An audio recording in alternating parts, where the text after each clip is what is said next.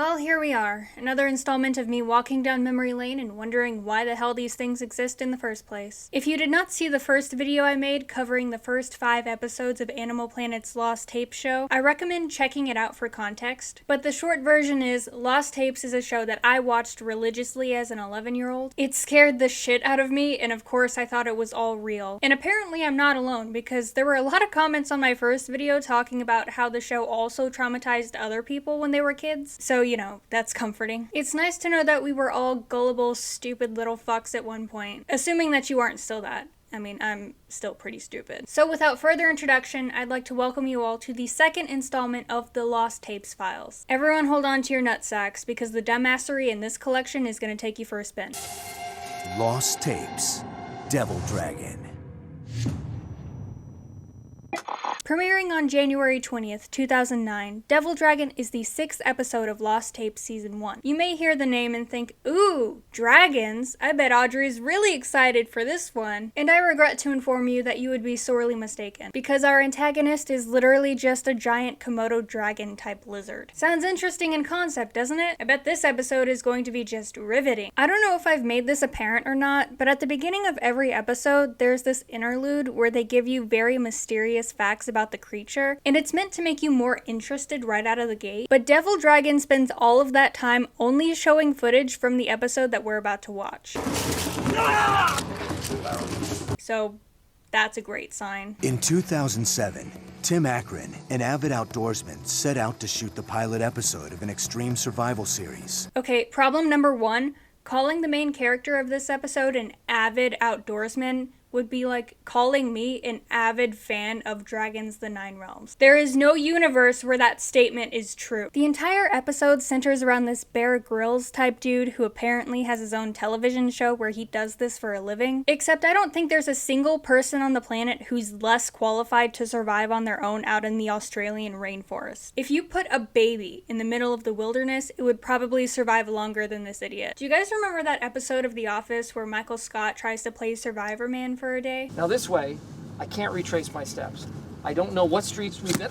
It was impossible for me to sit through Devil Dragon without thinking of that episode every 30 seconds. Not only do this guy and Michael Scott probably have the same level of experience, but the actor seriously resembles Steve Carell. And the first dumb thing that this guy does is attempt to survive in Australia. Australia! You know, the continent where pretty much all predatory animals have evolved to be giant and kill people.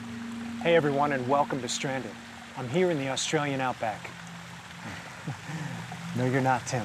I like to think that that was actually just the actor screwing up his first line, and then he just tried to play it off because he wants to impress, I don't know, the 10-year-olds watching this, I guess. This actor's only job is to run around a forest for 20 minutes and be sweaty, and he still fucks up the first line. You can smell it. The rain's coming. Yes, you can most definitely tell it's about to storm by the smell and not the very loud thunder. Avid outdoorsman, everybody. I'm out looking for food, and I come across these bones. On first inspection, I thought they might be animal bones, but they're definitely human. And maybe a feral pig. Maybe a feral pig. How's that?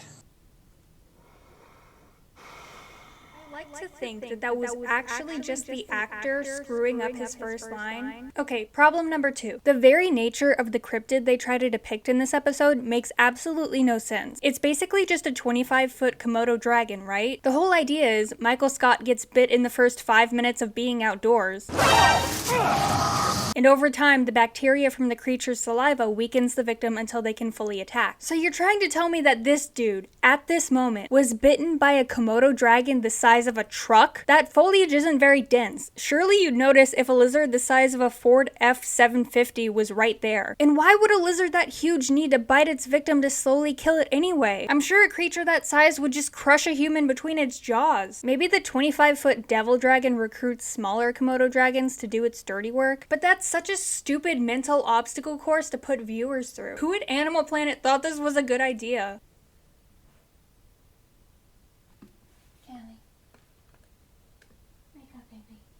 My dog's having a bad dream. Secondly, I need something to keep the rain off me. This stuff looks like it'll work just fine. Okay, nothing this man does makes any sense. Normally when survival experts go out into the wilderness, they know a thing or two about the wildlife in the area. This dude looks like he just got off his shift at, I don't know, let's say a paper company, got busted for fucking the boss's wife or something, and then decided to hide out in the Australian rainforest for no reason. I cannot express this enough.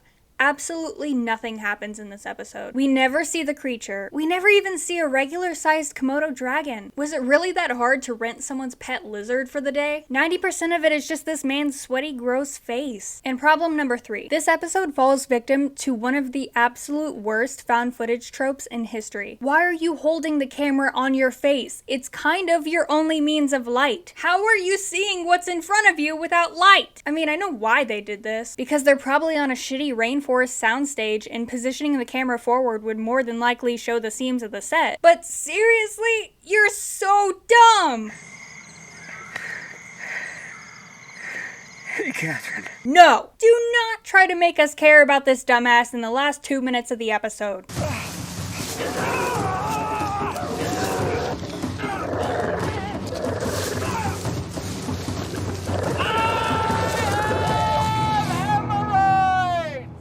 Tim Akron's body was never found. However, his camera equipment was recovered by Aboriginal trail guides less than a quarter-mile from their village. Oh, he was so close to safety. If only he had a light source available to help guide him through the dark forest. Oh, wait. Lost Tapes. Cave Demons. Premiering on January 27th, 2009, Cave Demons is the 7th episode of Lost Tapes Season 1. And while I can say it is not as lazy as Devil Dragon, it commits a much larger sin by having an actually interesting premise, and location, and cryptid, but doing absolutely nothing with those things. With his discharge only days away, Marine Sergeant Carlos Ramos was teamed with Corporals Latrell Wade and Derek Sawyer to complete a very dangerous assignment. The military implemented a sophisticated communication system to track enemy movements, but something deep inside the caves was interfering with their surveillance. Hey, babe. Yeah, I should be on a plane back in about 3 days. I just gotta go and take care of some things before that, but everything should be fine. He's getting huge, isn't he?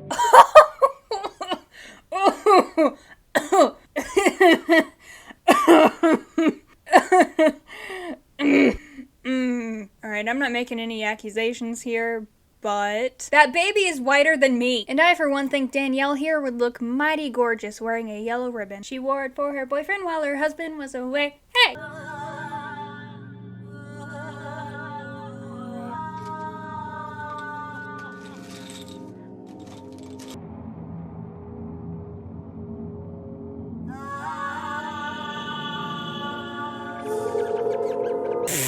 I feel awful for laughing at this, but IEDs, terrorist groups, psh, gotta watch out for those bats, man. And this is what I hate most about this episode. There is so much wasted potential here. Cave systems are legitimately terrifying. I've seen The Descent, okay? And the creatures in this episode actually sound cool. Half human, half bat women who terrorize anyone who nears them. If you got someone who actually knew what they were doing to direct this, it would turn out really cool. But it's almost like they legitimately gave a camera to a group of Marines and said, just fuck around in a cave for 20 minutes. Nah, no, don't worry about making things look cool. Just make all shot composition shitty so no one can tell what's going on. Oh, you don't know what shot composition means? Don't worry about it. Here are some crayons in case you get hungry. I'm allowed to make fun of Marines, okay? I've been in the Army for 3 years. It's why I swear as much as I do. So one of the 3 Marines is injured by an explosive, and the other 2 just leave him there? Because they really have to figure out what's jamming that signal, I guess. Do you want to come back down here?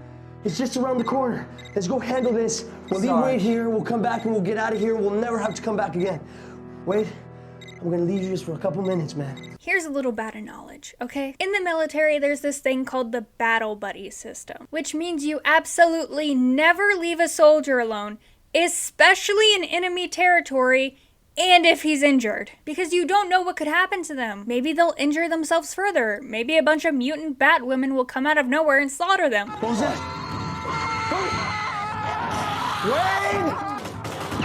You don't know. Then we get some really interesting facts about rabies. Stop giving me facts about boring shit. I came for terrifying bat cryptids. Why does nobody who made this show care about entertainment? Remember how in my first installment I made fun of the soundtrack for sounding like Doom? Well, yeah, this entire episode is basically just Doom.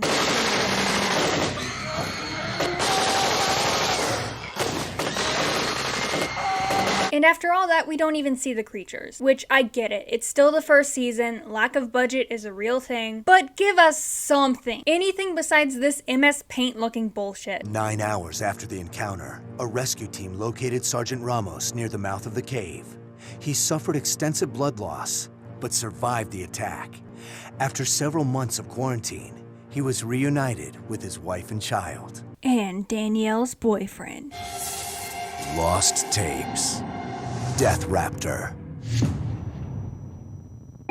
I thought it was going to be a dinosaur thing, but no, it's a bird thing. Premiering on January 27th, 2009, Death Raptor is the 8th episode of Lost Tapes Season 1. And by now you might be noticing a theme with the titles. A lot of these cryptids have actual scientific-based names, but because this show's only intent is to scare small children, they substitute their actual names with vague terms like devil, death, and demons. Like the devil Komodo dragon thing was actually called a Megalania, and the cave demons were called this. And on Wikipedia, the Death Raptor is just referred to as the Owl Man. So yeah, I guess it is kind of a step up. As a paranormal investigator, Peter Gray was accustomed to documenting mysterious phenomena like ghosts and other worldly entities. He videotaped his cases for both serious study and popular television. Known for his steady nerves, he and his research partner, Jolene Sherrock. Y'all did Jolene dirty with this still frame. Here we have another example of protagonists who are filming everything because they have their own television show, but the footage in this episode was too spoopy to actually air, which is an excuse they probably thought made sense, but if you think about it for longer than 2 seconds, it all falls apart. If the footage was too intense to air on television for their show, how are you airing it on television for this show? Okay, from the time it took me to watch this episode, from the time it took me to write the script, I cannot figure out who this guy reminds me of. I mean, aside from every 2009 high school jock, I still can't figure it out, and it's driving me crazy. Everyone write in the comments who you think this guy resembles, because I can't fucking decipher it. So basically, these paranormal investigators are hired to film an episode on this mysterious bird-like creature who's been terrorizing this church at night. So much so that this old woman, Hazel, believes that the creature has been stalking her for years, and it's driven her to the brink of insanity. All in all, this episode starts out kind of strong. The church they're investigating is a cool location, and the actors are over-dramatic, but not totally outside the realm of believability. Enjoy it while it lasts, because this episode goes from interesting to dog shit really quickly. Peter's interview with Hazel Van Leer was filled with disturbing moments. Disturbing moments we're not gonna show, of course. Why would we spend time on things that are interesting when we have riveting testimonials to give? Basically, all the witnesses describe the owl man as being half man, half owl. One of the dumbest things this show does is try to make things that aren't scary sound terrifying by playing slow-mo stock footage and blasting creepy music.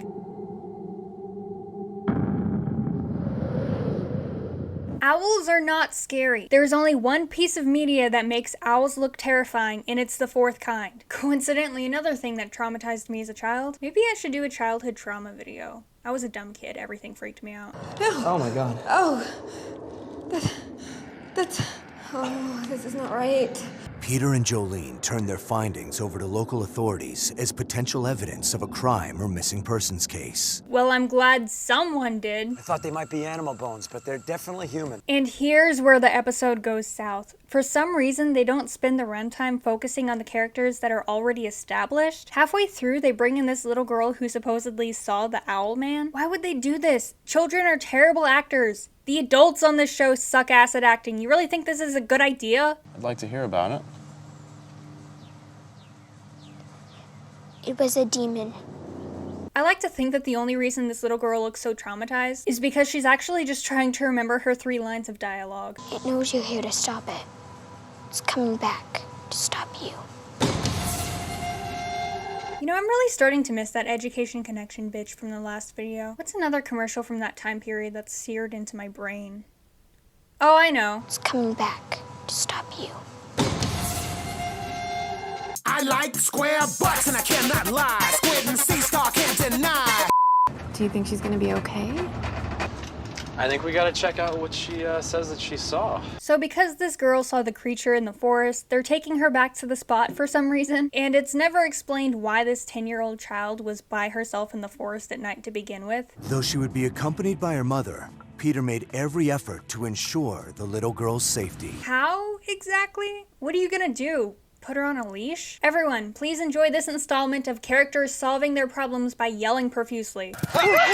Anybody see it? That's the thing! That's the thing I heard! Didn't see anything. Something knocked me down! There's nothing there. I'm telling you, something knocked me down! Joanne! Joanne? Joanne, where are you?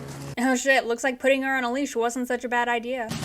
Peter Gray's efforts to study the mysterious owl creature had dissolved into a veritable nightmare in the woods. His research partner was being affected by an unseen force, and the little girl he was determined to keep out of harm's way was now missing. How was he determined to... So yeah, they find the little girl. I swear to God, these actors have no idea what they're supposed to react to. Their direction was literally just look at the sky and scream. It's changing! Come on, hurry up! It's changing now! Run! The Oscar goes to... And then they run to the church for some reason. Even though they have a perfectly functioning vehicle that got them there, we don't see them use it ever again. I'm left to assume that they just ran past it and decided to go to the church. Even though they already know that this thing is drawn to the church because they spent the entire first part of the episode there. Let's all try and get to the altar. It's the holiest place in the church. Okay, come on, go! Everyone, get to the altar. Anybody see it? Hey, that death raptor sounds a lot like the chupacabra. Wait a minute. Fuck, maybe it is a dinosaur. The reason the creature wants the little girl is because she's young and vulnerable, and so is an older woman. Hazel, where are you going? Hazel, where are you going? Vaughn. Peter, no! Oh my God! Exit! Hazel Van Leer has not been seen again since that night, nor has her body been located. Okay, the police in this universe are fucking useless. Every episode there's a person whose body is never discovered, even though all the circumstances of their disappearance are caught on film. This show is for 9-year-olds. Why the fuck am I trying to make sense of anything? Lost Tapes, Megaconda. Premiering on February 3rd, 2009, Megaconda is the 9th episode of Lost Tapes Season 1. This is Scott Sumner, reporting for Animal Exploitation Response League News.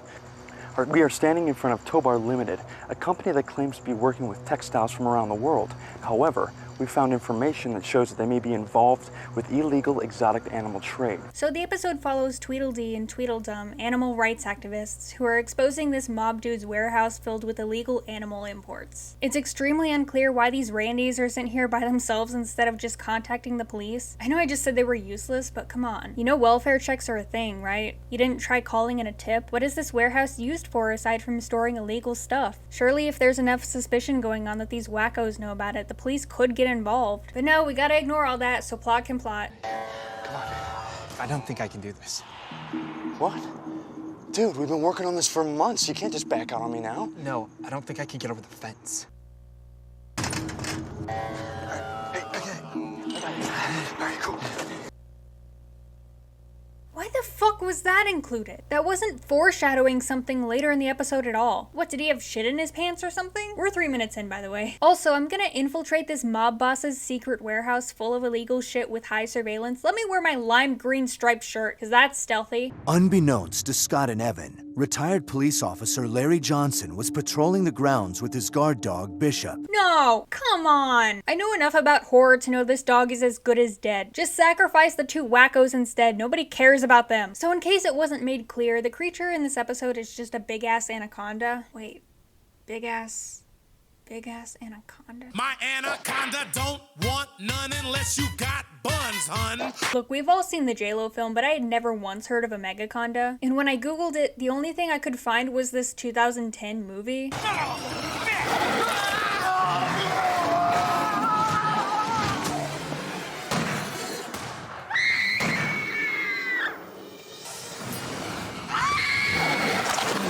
Anyway, so Tweedledee and Tweedledum find the illegal animal stuff they were looking for. The security guard finds them and makes them give up their tape, but it doesn't even matter because they have another.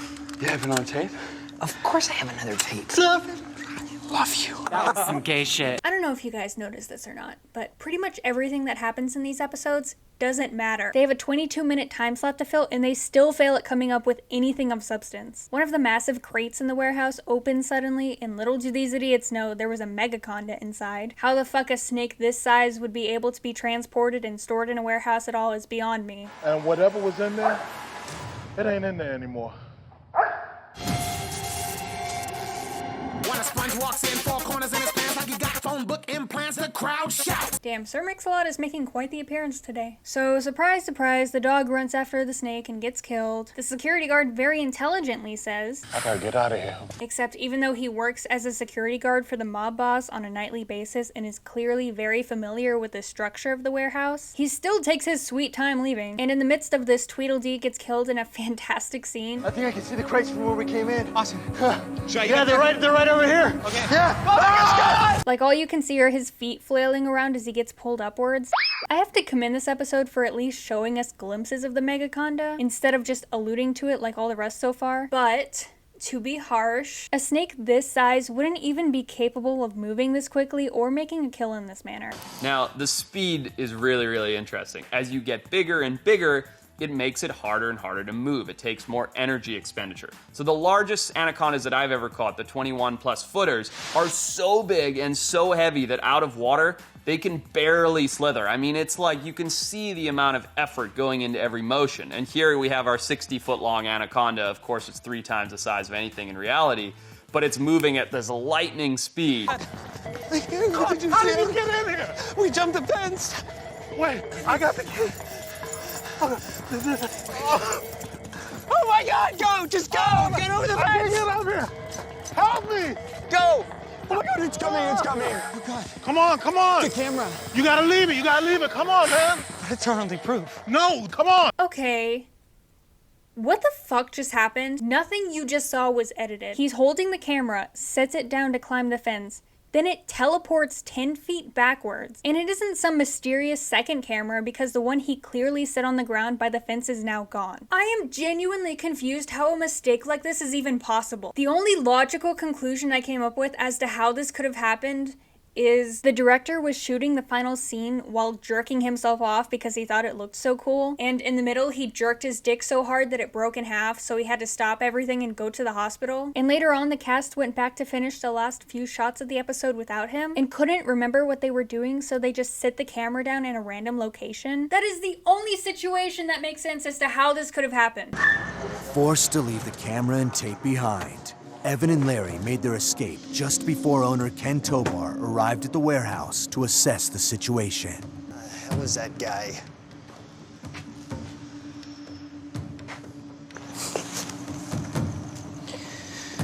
That's my lucky day. Hello, motherfucker. The warehouse security cameras failed to capture what happened to Ken Tobar that night. Yes, the surveillance camera that was very clearly pointed in the direction of where he was attacked failed to catch the attack. Because why the fuck not? The giant anaconda Evan and Larry claimed to have seen that night was never found, leaving us all to wonder, does it live among us? No! Lost Tapes, Thunderbird. Premiering on February 3rd, 2009, Thunderbird is the 10th episode of Lost Tapes Season 1. Hey, remember how in my first video I made fun of the first 5 episodes for having 2 Bigfoot installments? Well, in the next 5 episodes, they have 2 giant bird installments, so fuck me, I guess. On November 16th, 2007, Kevin Weller and his younger brother Cole snuck out of their suburban home to meet up with their friend Paxton Reed. Ha ha ha ha, more child actors. Great. They took their parents' video camera, planning to make a skateboarding video of themselves. The boys never could have anticipated that this relatively harmless act would have such terrifying consequences. These are their tapes. Yeah! That was legitness. Yeah, it was. So the Thunderbird is supposedly a Native American legend centering around a massive condor that preys on children. The three boys encounter this creature when they venture off to an abandoned skate park that's miles into the forest. Okay. Unfortunately, this is yet another case of the actors having no clue what it is they're supposed to be reacting to. Their direction was look up to the sky and be scared. Oh my god. And oh my god, the testimonials in this episode. Obviously, the Thunderbird isn't a legitimate thing. It's not like they can bring in some dude with a doctorate in Thunderbird mythology. So the only thing they give us stats on are birds of prey that already exist and skateboarding injuries. Really spooky stuff. So one of the older boys scares the younger kid while he's doing a trick and he falls off and dies. I'm just kidding. He doesn't die. He only breaks his leg in the territory of a giant bird who eats children. And what do the older kids do? Promise, we'll be back, man. I promise you. Hurry up, boy. Promise you. I'm sorry, go. Come on, let's go. Don't leave me. Even though it's shown later that these boys have cell phones, they could have easily called one of their parents to come help. Yeah, obviously they don't want to get in trouble for being out in the woods, but their parents are gonna find out anyway, especially if one of their kids comes home with a broken leg and or turns into bird food. I can't fault these kids that much. I mean, hell, grown-ass Marines did the exact same thing 3 episodes earlier. Once again, I have to give credit where credit is due. The acting on the part of these boys is actually pretty impressive. Just tell him that you don't know what happened to him. You don't know where he went. You serious? Yes, man. You're being selfish right now. We can't leave my little brother in the woods by himself with a broken leg. I can't get in trouble, dude. If I get in trouble one more time, it's over. This ain't about you, though. At least given the adults in the show that we have seen so far. So they go back for the injured kid after they hear him getting kidnapped by an angry bird over the phone. Go! Go! Paxton. Huh? Paxton. You can find him? Found him? Oh my. Is that Cole's? Yeah. Cole Weller was found the following morning at the bottom of a freeway overpass, half a mile from the skateboard ditch. Though banged and bruised, miraculously, he was still alive. Animal Planet, why do you always spare children? I get that they're your target audience, but you want to scare them, right? Every cautionary children's fable ends with child death. Oh. It's because you wanted to get greenlit for a second season, right? And that's gonna wrap up this second installment of the Lost Tapes files. There's still a few episodes left in season 1, and if I'm continuing this pattern of reviewing around 5 per episode, there should be 7 of these videos. But of course, let me know if you want to see more of this series. I really fucking love watching this show from my childhood. Do any of you guys remember watching any of the episodes that we covered today as a child? I had barely any recollection of any of them besides Thunderbird, so thank you for watching, and until next time, don't play Survivor Man. Stay away from creepy old ladies. Don't break your legs skateboarding. Keep out of Sir Mix-a-Lot's warehouse. And don't join the US military. Seriously, don't.